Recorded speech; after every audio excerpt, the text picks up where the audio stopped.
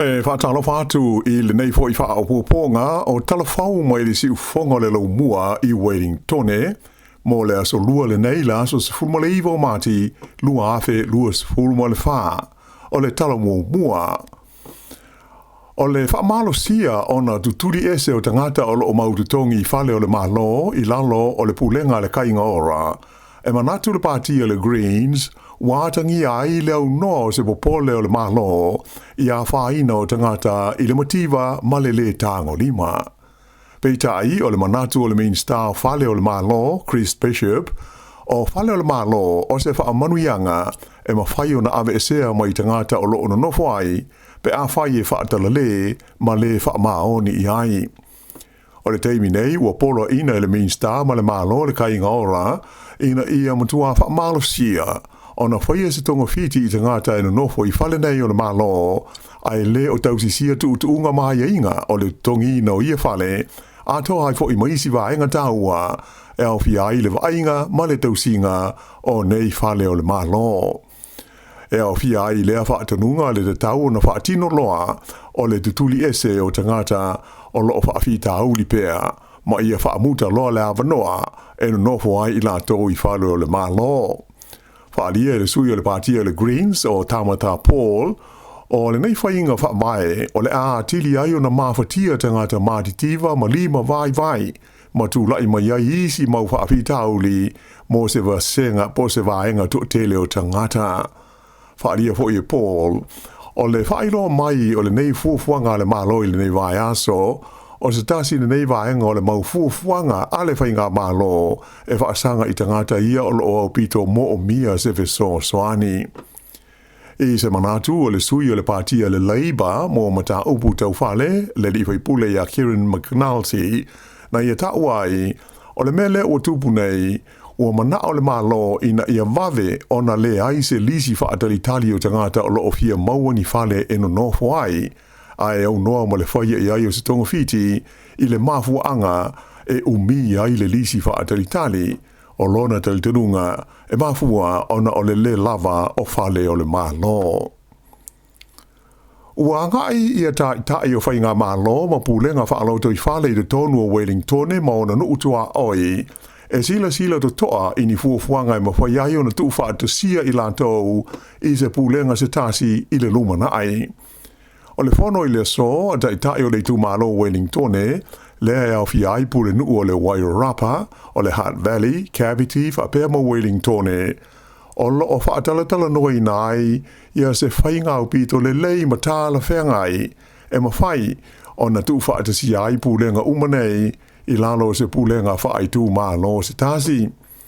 O le tūlanga na whaaria o le ama whaiai se vaenga ia po o se ai foi o na ngā lulu e whaatasi ma le whainga malo tu tonu le tunu ini ati na e te tele whai umi mo le manuia o le tu malo a toa.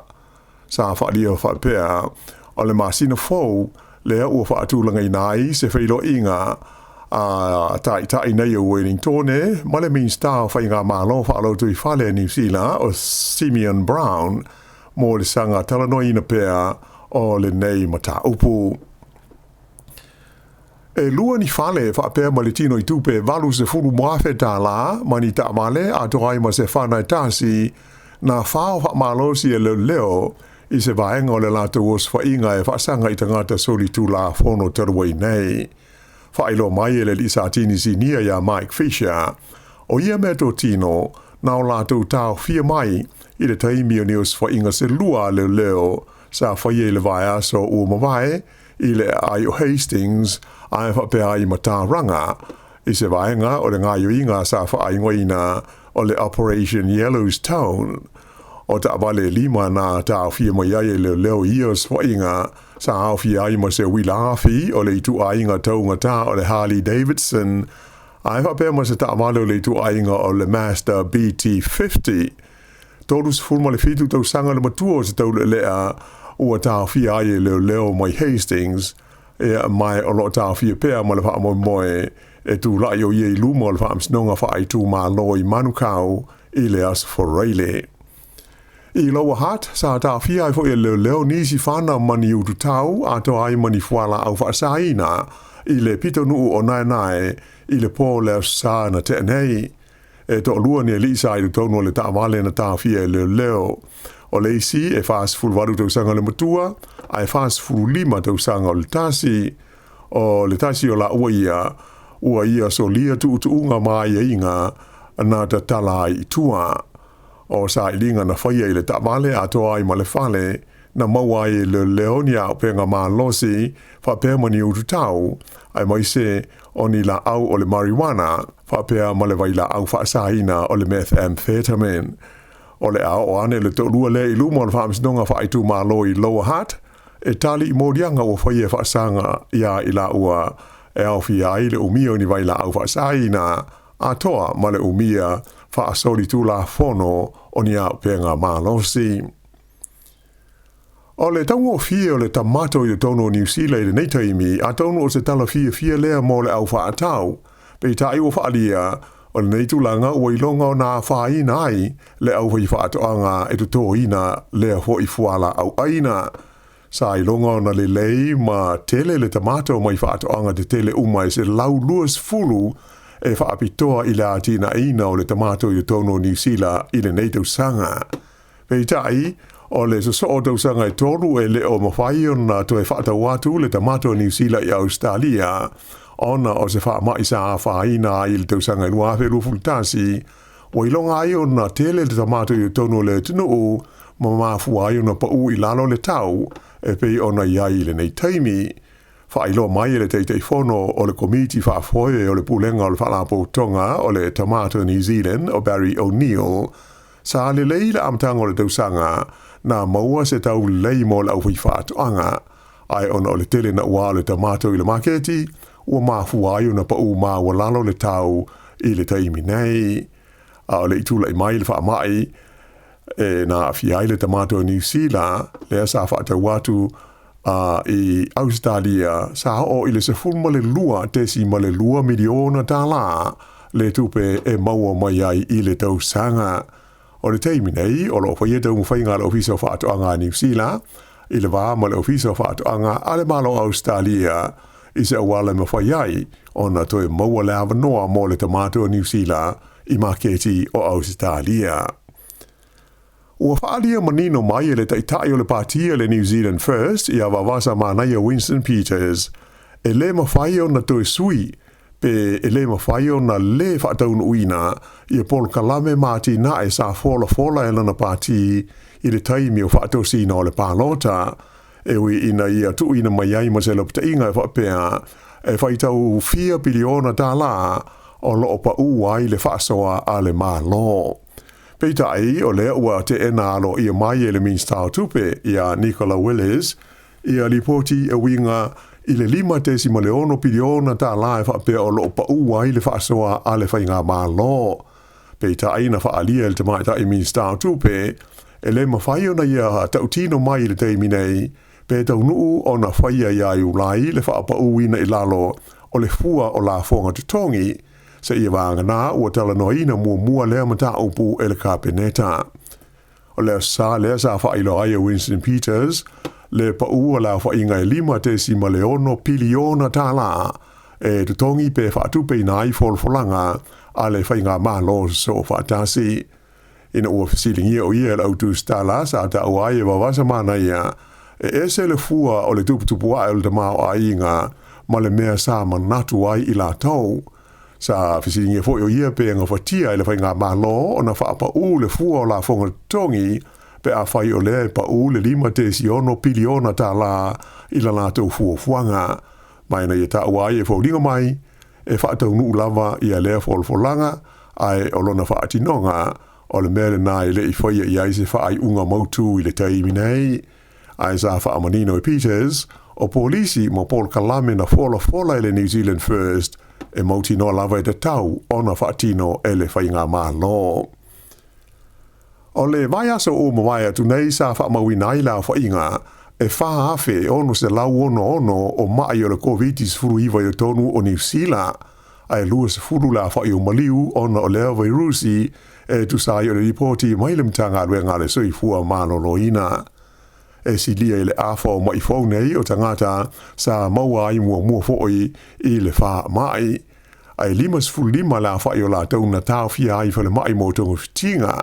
Le i maua mai pe sa iai nisi i lo tonu o potu fo'i nei mo ngase tinga ina.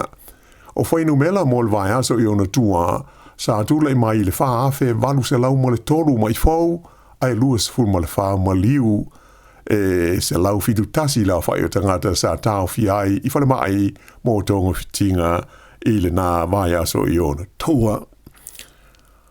O le asalulua tae ao amatalo i ai o kilani le whaalinga tele o tū maanganu a toa i fui ma whaafifianga a onga maoru lunga lea e whaingoina o le ASB Polyfest. O le malai ta alo i le Manukau Sports Bowl o le awhanga solo ai le whaalinga tele mo aso e tolu. O le neitau sanga e lua se lau tolu sfuruiva la whai o au whaafifia mai a onga ono sfuruiva mai tu SS o New Zealand.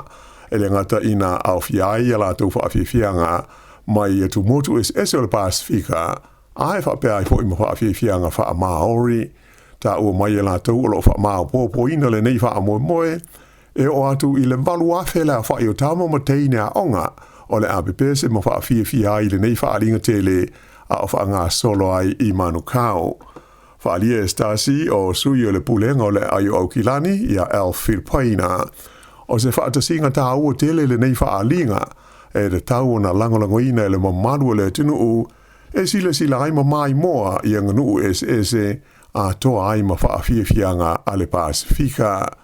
O le tausanga e awhi se lau fitu ono na mua i whaawai na i le whaalinga le nei e na o le wha onga na amata ai mai sa whaia i le kolisi o le Hillary College i Otara.